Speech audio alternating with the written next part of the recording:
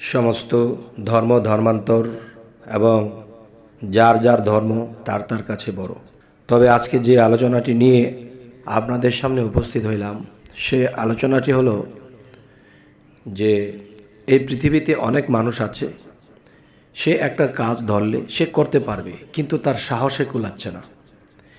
সে মনে করে এই কাজটি ধরলে যদি আমি লাঞ্ছিত বঞ্চিত হই, এই কাজটি ধরলে যদি আমি অপমানিত হই, বা আমি লক্ষ টাকা আমার লস হয়ে যায়, বা আমি যদি আমার ফ্যামিলির কাছে আত্মীয় স্বজনের কাছে ছোট হয়ে যাই, এই যে একটা মানুষের ভিতরে একটা ভীরুতা কাজ করে যে কোনো কিছু ধরতে গেলে করতে গেলে তার সাহসে কুলায় না। এই মানুষটি জীবনে অনেক কষ্টে পতিত হয়। অনেক কষ্টে পতিত হওয়ার পরে এই মানুষটির জীবনে কোনো উন্নতি দেখা যায় না। সে মানুষের একটা চোখ রাঙানি দেখলে সে ভয়ে কাতর হয়ে যায়, বা সে উচ্চ লেভেলে কোনো কাজ ধরবে তার সাহসে কুলায় না। ফ্যামিলির লোকে তাকে বকাঝকা করে, এরকম বসে থাকলে চলবে কি না?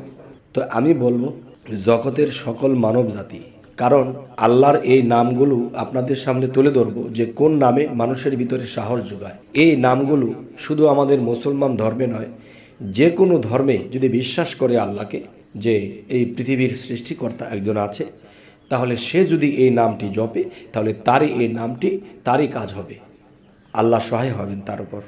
সেই নামটি অবশ্যই বলবো। তবে আপনারা যদি মনে করেন এরকম উপকার যদি পাই, তাহলে 100 নামের থেকে একটি নাম কম, তার মানে 99টা নামের মধ্যে আল্লাহ যে গুণ ক্ষমতাগুলো দিয়েছে, এই গুণ ক্ষমতা সম্পর্কে সামনে আলোচনা করব।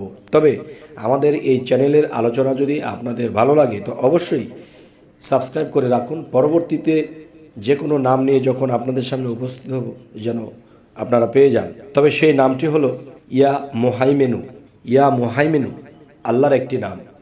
এই নামটি যদি কেউ নির্জনে বসিয়া 100 বার জপনা করে, সেটা রাতে হোক বা দিনে হোক, যে কোনো একটা নির্জন স্থানে যেখানে মানুষের কোলাহল নেই, সেই নীরবে বসিয়া ইয়া মুহাইমেনু এই নামটি যদি কেউ 100 বার জপনা করে প্রত্যহ, তাহলে তার বল বুদ্ধি শক্তি এবং জ্ঞান তার ভিতরে কাজ করবে। তখন সে অবশ্যই যে কাজে হাত দিবে সেই কাজে সে জয়লাভ করবে।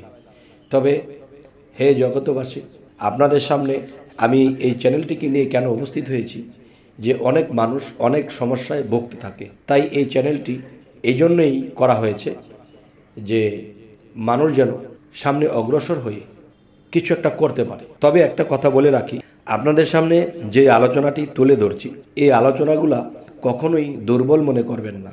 আল্লাহর নাম এবং কোনো গ্রন্থ ছাড়া কিন্তু এটা হচ্ছে না।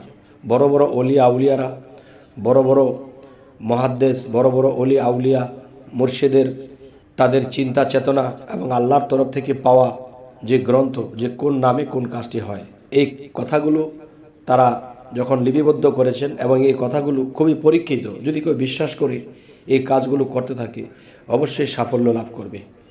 জগতের সকলেই ভালো থাকবেন। আল্লাহ হাফিজ।